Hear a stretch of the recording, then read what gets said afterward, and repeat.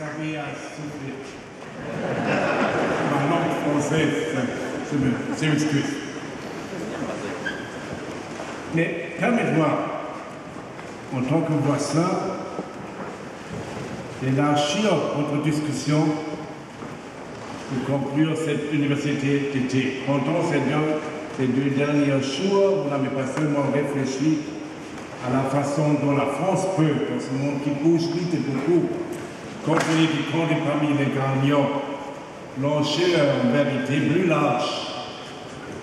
La question est en effet comment l'Europe entière peut-elle réussir à atteindre cet objectif. Pendant la crise de ces dernières années, nous avons très nettement senti combien en Europe nous dépendons les uns des autres. Une politique insuffisante dans un pays a des conséquences économiques très concrètes pour tous les autres. Inversement, cela signifie également que l'Europe, dans son ensemble, bénéficie de la politique avisée et créatrice de confiance menée par un pays. Elle est bien sûr d'autant plus vrai lorsqu'il s'agit d'un pays grand et important comme la France. Nous avons besoin en Europe d'une France forte. L'Europe est forte seulement lorsque la France est forte elle aussi. La France fait face à ces défis majeurs en matière de politique économique et budgétaire. Dans les prochains mois, sa priorité sera de trouver la voie vers plus de croissance et d'emploi. Je salue et je soutiens le pacte de responsabilité du gouvernement français, comme Michel a dit tout à l'heure. Ce pacte va renforcer la France et ce pacte va donc renforcer l'Europe.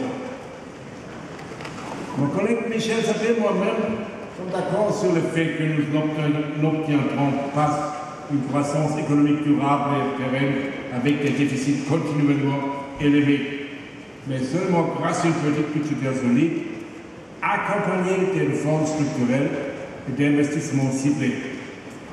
Nous avons besoin de réformes. Ce ne sont pas des obsessions, comme certains ont pu le dire récemment, mais des concepts très clairs. La pacte de responsabilité français prévoit une combinaison des baisses de dépenses et d'allègement des points de charge. C'est la bonne voie pour créer un climat de confiance qui incite les investisseurs et les consommateurs à investir et à consommer plus. Je veux le souligner. Pour l'économie nationale, la mobilisation de l'investissement privé est plus efficace que toutes les priorités définies en matière de dépenses publiques. Mais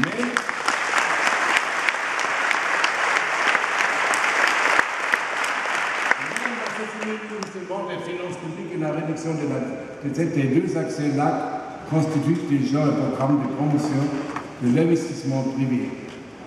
Le budget solide et un cadre politique stable encourage l'investissement privé parce qu'il renforce la confiance dans la stabilité future de nos économies. Et cette confiance est indispensable pour obtenir une croissance économique durable et pérenne. Mais la confiance ne peut l'être si on met en œuvre effectivement ce qui a été promis. Cela vaut surtout pour les réformes structurelles déjà adoptées. Si elles sont résolument mises en œuvre, la confiance augmente. Il faut impérativement conduire des réformes structurelles visant avant tout les marchés du travail pour parvenir à relancer durablement l'économie. Et je me félicite particulièrement de constater qu'en France, le débat actuel sur les réformes met plus l'accent sur les marchés du travail. Pour que les réformes structurelles soient mises en œuvre efficacement dans ce domaine, une culture de partenariat entre salariés et employeurs est nécessaire. Les partenaires sociaux ont ici une responsabilité commune. Ils sont en fin de compte dans le même bateau. Plus on prend conscience, plus de réformes structurelles peuvent être réalisées en profondeur. Pour dire cela très clairement, c'est facile de demander des réformes structurelles. C'est difficile de faire comme homme politique en responsabilité Et pour cela, nous avons besoin d'un climat de partenariat contre les grands groupes sociaux. Alors, ça marche très bien. Nous avons fait l'expérience en Allemagne, comme a dit Michel tout à l'heure. Et c'est d'ailleurs aussi l'une des raisons pour lesquelles nous avons relativement bien traversé la crise. Cela n'a pas toujours été facile. Cela nous a demandé des efforts et des sacrifices. Nous avons vécu une expérience similaire au début des années 90, avant les processus de mutation très douloureux en Allemagne de l'Est et partout en Europe de l'Est. À cette époque déjà, les réformes structurelles réalisées avec détermination ont permis d'assurer une croissance durable et de créer des nouveaux emplois. C'est pourquoi il est important qu'en France également, aujourd'hui, les partenaires sociaux défendent ensemble le pacte de responsabilité, surtout sur les syndicats. Je veux dire aux employeurs français que les homologues allemands ont toujours soutenu les réformes que nous avons conduites durant la dernière décennie, même quand elles n'allaient pas assez loin de leur point de vue. Et s'il vous plaît, faites en entendre. Il ne faut se battre.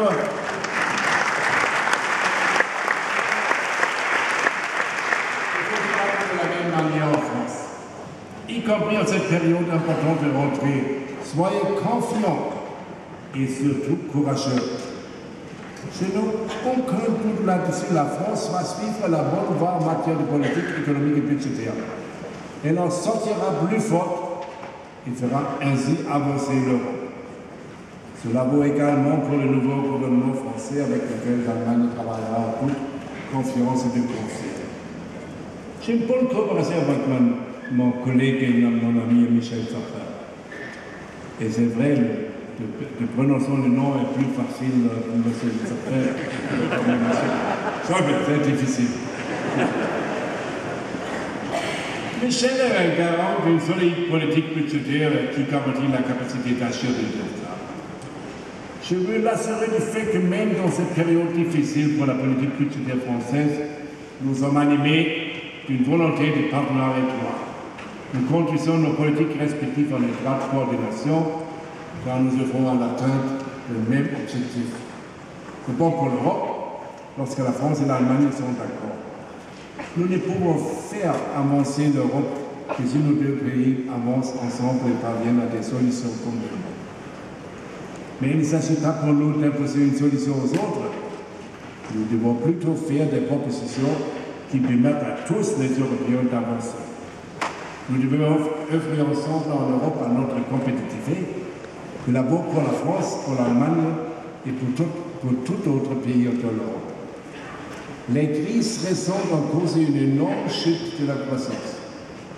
Ainsi, l'économie européenne a stagné dans son ensemble au cours de ces dernières années, malgré la reprise récente.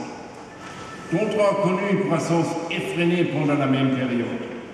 Et la part de l'Europe dans les dépôts de brevets au niveau mondial a diminué presque de moitié au cours de la décennie écoulée. Mais nous ne devrions pas nous voiler la face. Les défis auxquels l'Europe est confrontée ne sont pas en première lieu les conséquences de la crise financière et économique. Cela-ci a uniquement révélé cruellement nos problèmes en Europe qui existaient déjà. Nous devons faire face beaucoup plus fortement qu'avant aux défis de la mondialisation. Parmi eux, l'offre internationale toujours plus grande de main-d'œuvre à la rémunération relativement faible et en même temps qualifiée par exemple en Asie et l'apparition de plus en plus affirmée des nouvelles puissances économiques fortes également du point de vue politique. C'est pourquoi nous avons en Europe à présent deux missions. Première mission, créer les conditions nécessaires à plus de croissance et d'emploi en Europe. C'est seulement ainsi que nous resterons économiquement forts et adaptés. C'est seulement ainsi que nous pourrons continuer de nous offrir notre niveau de bien-être élevé. Et seconde mission, donner à l'Europe une plus grande capacité d'action en renforçant les institutions européennes. Car la puissance économique doit aller de pair avec la capacité d'action politique si nous voulons transformer notre poids au niveau mondial et la liberté d'action correspondante. Pour plus de croissance et d'emploi, nous avons besoin d'une stratégie de croissance européenne. Celle-ci doit renforcer les forces du marché et les investissements privés. Pour cela, nous devons réaliser des progrès dans plusieurs domaines. Premièrement, nous devons mettre en œuvre avec détermination les réformes structurelles. L'État ne peut pas créer directement la croissance durable, mais il peut en revanche créer les conditions et l'environnement nécessaires pour en faire partie. Des institutions qui fonctionnent correctement, ainsi que la garantie des droits de propriété et de la sécurité juridique. Nous devons nous demander notamment si nos structures administratives peuvent être plus efficaces et ainsi générer aussi des économies. Le niveau élevé du chômage des jeunes dans certains pays d'Europe est inacceptable. Il nous ferait aussi perdre à terme le soutien politique de la jeune génération pour l'Europe. Nous devons avant tout nous attaquer aux causes structurelles du chômage. Nous avons besoin en Europe de systèmes de formation orientés plus fortement que le besoin des marchés du travail et de réformes structurelles facilitant l'accès des jeunes au marché du travail. Et nous avons besoin de plus de souplesse dans la fixation des salaires qui doit plus fortement prendre en considération également la productivité. Nous devons aussi réfléchir à des réformes de nos systèmes de sécurité sociale. Et nous devons aussi nous demander comment faire peser le moins de charges et de prélèvements sur les factures travail. Deuxièmement, nous devons continuer de renforcer la confiance des citoyens et des investisseurs dans la solidité des finances publiques. Les finances publiques solides constituent le fondement de leur loi et de leur croissance en Europe. C'est précisément avec cet objectif que nous avons renforcé les règles budgétaires européennes après le début de la crise. Nous devons en présent appliquer ces règles avec détermination. Chaque pays de la zone euro doit financer son budget public de manière à contribuer à la stabilisation de la zone euro. Avec un ratio d'endettement de la zone euro de presque 100% du produit intérieur brut annuel, ce n'est pas le cas.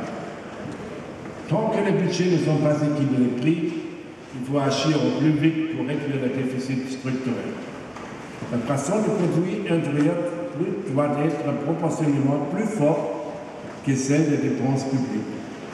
De cette manière, nous faisons baisser les ratios d'endettement en Europe et nous gagnons de nouveau des marges de manœuvre pour les investissements publics dans les infrastructures, l'éducation et surtout la recherche. Mais pour cela, nous avons besoin de réformes ambitieuses qui ne soient pas seulement annoncées, mais aussi mises en œuvre, ainsi qu'une meilleure fixation des priorités des dépenses publiques. Il suffit à cet État de regarder vers la Syrie. Nous y voyons des États qui réussissent en dépensant moitié moins que nous par rapport à leur performance économique. Et ce sont souvent des pays extrêmement dynamiques, dotés de bonnes infrastructures. C'est pourquoi la voie des réformes rigoureuses est la seule possible. Nous ne devrions pas non plus considérer la politique monétaire comme substitut aux réformes nécessaires. La politique monétaire permet tout au plus de gagner du temps, mais ce temps doit alors être effectivement utilisé pour mettre en œuvre des réformes permettant plus de croissance. Nous ne devrions pas non plus essayer d'améliorer notre compétitivité en dévaluant notre monnaie. Les manipulations des taux de change n'ont encore jamais conduit à une croissance durable, influer sur les taux de change. C'est agir uniquement sur les symptômes du véritable problème et pas les attaquer à la racine. Il devait donc aussi être clair que les débats sur un assouplissement illimité du pacte de stabilité et de croissance ne nous sont pas avancés. Après les mauvaises expériences que nous avons faites il y a 10 ans avec des assouplissements du pacte, nous ne devrions pas répéter les mêmes erreurs. À lui seul, le débat sur les assouplissements du pacte est extrêmement dangereux. Nous pouvons ainsi cacher la confiance dans la politique de réforme de l'Europe. Si l'Europe veut garder son rôle dans le monde, toujours plus fortement globalisé, nous devons facilement maintenir notre grande capacité d'innovation. Les investissements dans la recherche et le développement sont à cet égard importants. Pour le gouvernement fédéral, il est tout à fait primordial que les dépenses de recherche et de développement atteignent un montant égal à 3% du produit intérieur brut. Cet objectif devrait nous servir de ligne directrice à nous tous en Europe. La France peut elle aussi faire encore plus dans ce domaine, surtout en comparaison avec les États-Unis ou le Japon. À cet égard, les entreprises ont une rôle à jouer, et non le moindre. Nous ne devons pas nous reposer exclusivement sur les investissements publics. Nous devons utiliser en plus des leviers beaucoup plus puissants des investissements privés. Ils constituent la base de la croissance et de la prospérité. Les infrastructures de transport, les technologies de l'information et de la communication ou les réseaux énergétiques sont par exemple des domaines dans lesquels les investissements privés peuvent assurer plus de croissance. Cet investissement constitue une condition préalable importante nécessaire aux nouvelles branches économiques et aux nouvelles chaînes de création de valeur. Nous voulons axer avec détermination nos investissements nationaux et la politique de cohésion de l'Union européenne sur des infrastructures interconnectables, efficaces et durables. Ici, particulièrement, nous devons mobiliser des capitaux privés en complément des investissements publics. Ainsi, les investissements coûteux pourraient être effectués dans le domaine des infrastructures sans peser de façon disproportionnée sur les finances publiques. De nouvelles formes mixtes entre fonds publics et fonds privés, par exemple sous la forme de partenariats publics-privés, pourraient constituer une solution. Quatrièmement, pour dégager plus de croissance et créer plus d'emplois, nous devons approfondir plus avant le marché intérieur européen. Ce processus révèle encore un fort potentiel pour l'amélioration de la croissance économique, par exemple par une plus grande ouverture des marchés des biens et des services qui permettrait aussi d'amortir les chocs économiques plus efficacement que ne pourraient faire les mécanismes de transfert de l'État. Cinquièmement, nous devons améliorer l'environnement du financement de notre économie. Nous devons réglementer les marchés financiers de telle sorte qu'ils se concentrent sur leur fonction centrale, le financement de l'économie réelle. Avec l'union bancaire, nous avons déjà fait un pas important en direction de la restauration de la confiance dans le secteur bancaire. À présent, nous devons avant tout améliorer les conditions de financement des petites et moyennes entreprises. C'est pourquoi nous souhaitons, dans ce domaine, créer un environnement favorable à des sources de financement supplémentaires. Les progrès peuvent être réalisés notamment en matière de financement du capital risque pour les jeunes entreprises innovantes.